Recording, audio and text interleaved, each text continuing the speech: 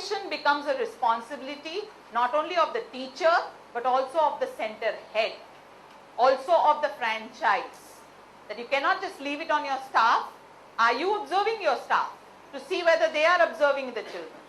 So, observation is a duty of all the stakeholders in our centers. So, don't take observation lightly. Okay? Now, very importantly, there is two terms which are used in the first paragraph. One says that the teacher must meet the child where he is and not expect the child to meet the teacher at her expectation level. So meet the child where he is. What does that mean? It's not a race. Please understand, this learning which your child is doing is not a race. In a race, what happens?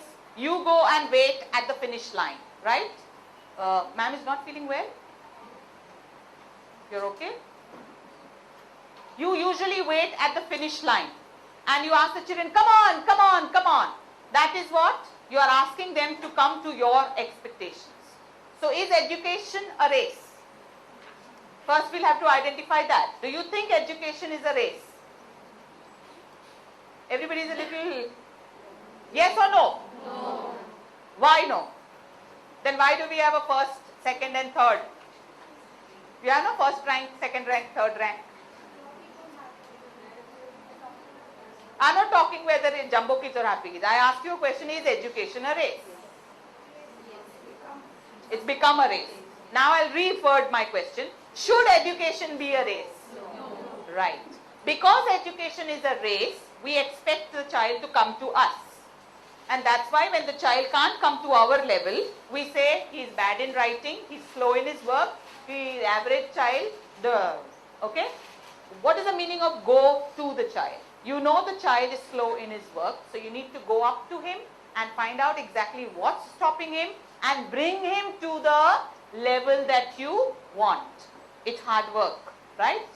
It's extreme hard work. And one of the most common excuses that I have heard urban teachers use is that there are too many children in my class. And why did I say urban?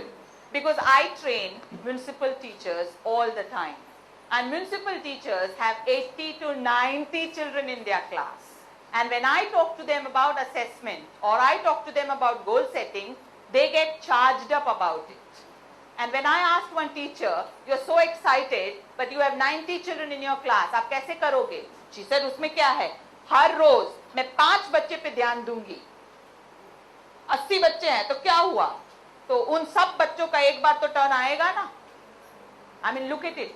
This is something which is taught to the urban teachers, but they don't do. And here is a so-called non-English medium teacher with 90 children in her class, and she feels excited about doing it.